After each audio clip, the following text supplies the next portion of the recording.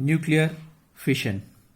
In nuclear fission, you see a neutron, a slow moving neutron, is reacted with the uranium 92 235 nucleus.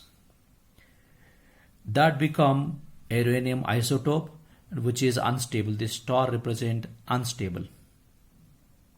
That will be split into two medium sized particles, that is barium 56 141, krypton 36 and 92. In this process it releases three neutrons plus some amount of energy, that is approximately 200 MeV, million electron volt energy is released in this process. And here we can't say always it releases three neutrons. Sometimes it can release only two neutrons, and here the mass here it goes, so it become 142. Sometimes it releases only one neutron, here it maybe become 143 and maybe 144. Here no neutrons comes outside. That means in this nuclear fission process the number of neutrons comes outside is depend upon that probability is there, probability. So we are not sure that it always releases three neutrons. So they calculate that on an average how many neutrons are released, means 2.5 electrons are released on an averagely. So here during this process some mass defect they find, 0.1% of uranium nucleus is disappear, mass of the uranium nucleus disappear. That nothing but that amount is 0.1% of uranium 92 235 means 0.214 AMUs. We know, if you know mass defect, how to calculate energy, E is equal to delta M C square. So you get that energy 200 MeV. Each nuclei can release this much amount of energy, that is 200 MeV. To start a fission process, uranium 92 235, we need a neutron, a slow moving neutron, are called thermal neutron, which is having energy only 0.025 electron volt. In the same way, if you want to initiate or if you want to start a fission process of uranium 92 238, we need a fast moving neutron which is having 1 MeV. Huge difference is there, 1 million electron volt, 0.025 electron volt only electron volt. So slow moving neutron, this is fast moving neutron. And this nuclear fission we can start or we can initiate not only with neutron, we can initiate with proton, deuteron or alpha particle also. In this process, whatever the energy released, that is 200 MeV, that will be comes outside in the form of heat energy, or maybe that some energy will be absorbed by this nuclear fragments, it is barium, krypton, and these neutrons can absorb that energy, but overall total energy is approximately 200 MeV. Maybe sometimes that energy converted into here light energy, sound and other energies also it can convert. Now about nuclear chain reaction. So a slow moving neutron can disintegrate or can decay a uranium 92 235 and it can form three neutrons, and next what we mentioned, these three neutrons successfully react with or captured with other three nucleuses, those are multiplied. But here they mention, we already discussed about that in each and every nuclear fission you may or may not get three neutrons. Suppose the number of neutrons come outside is maybe changes from 0 to 3 neutrons, any value. They calculate that on an averagely the number of neutrons comes in each fission is 2.5 neutrons.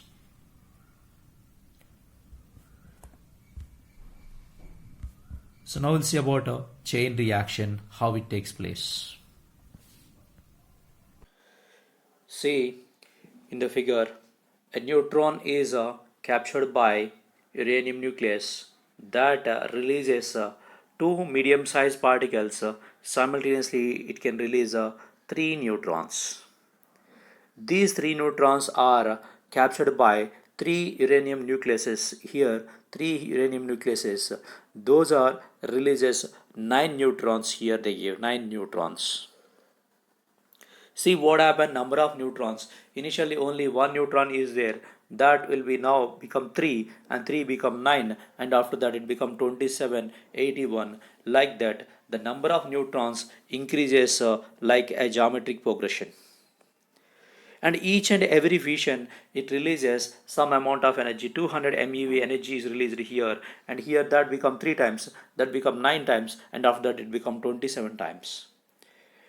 So this process what you call chain reaction. In this case what happen, huge amount of energy releases in the short time.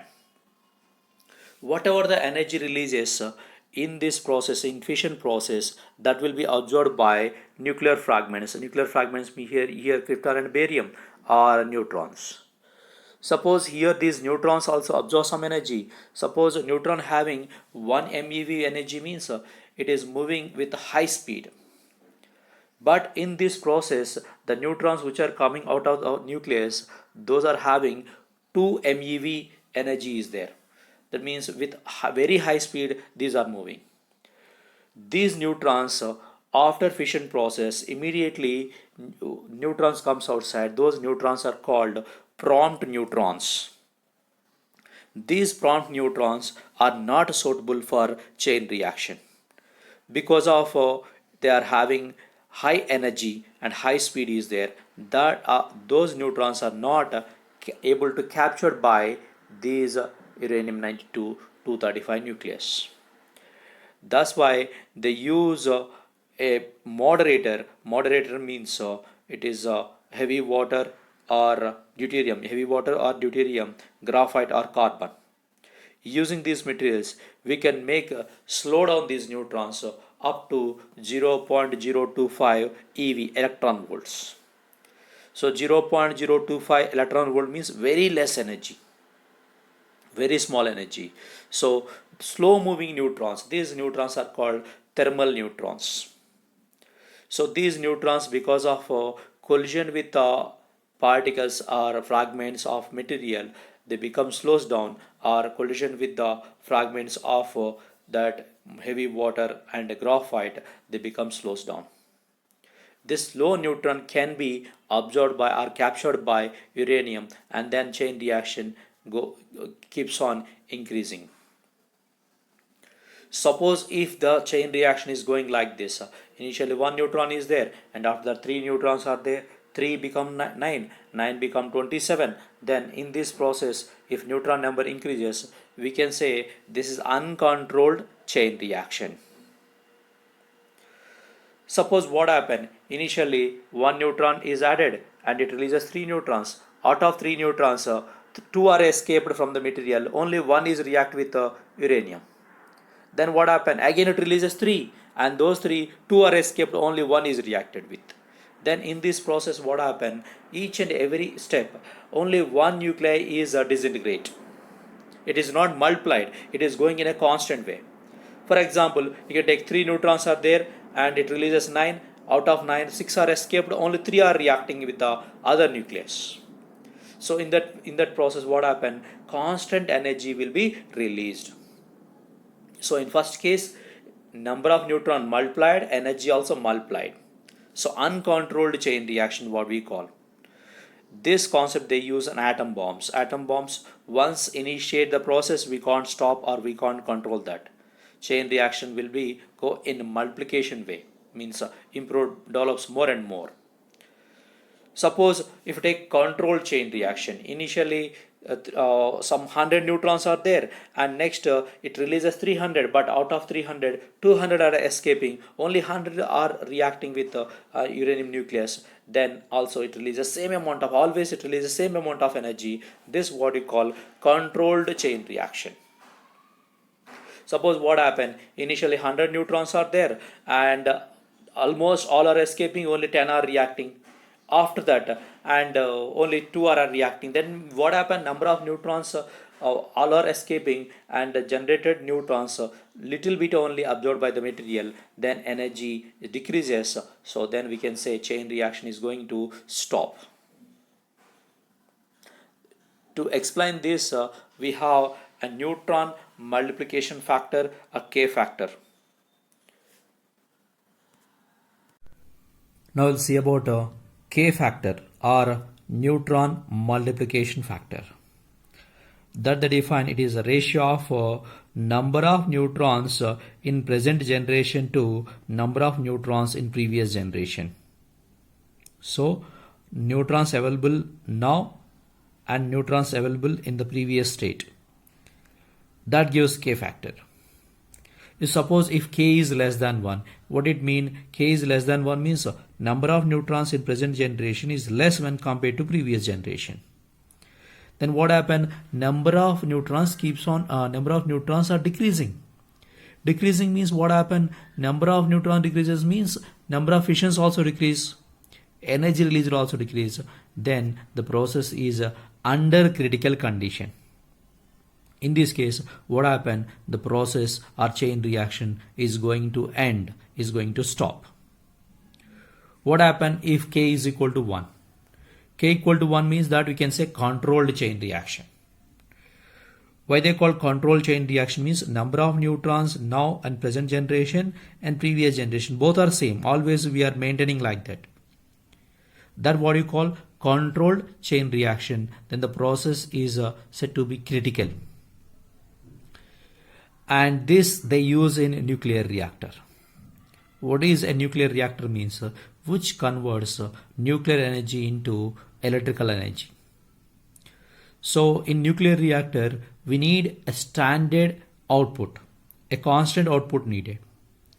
That's why we have to supply a constant input also, a constant energy we have to supply. That's why they use K equal to 1. Then what happen? Always it releases same amount of energy because same number of neutrons are react with the uranium nucleuses.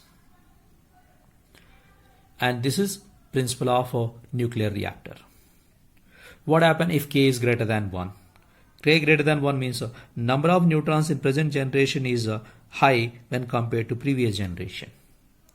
Then what happen? Number of neutrons increases means number of fissions also increases. Number of fissions increases means energy releases, a huge amount of energy releases here. This what you call uncontrolled chain reaction. This principle they use in atom bombs. In atom bombs, they just release one neutron here. They release one neutron and react with uranium. It releases 3 neutrons, probability, and 3 neutrons, 3 or 2 neutrons it releases. Those are react with other 3 nucleuses, and like that this number multiplied, and finally huge amount of energy releases within the very short time. This is what you call uncontrolled chain reaction. K factor is greater than 1, and this they use in atom bomb.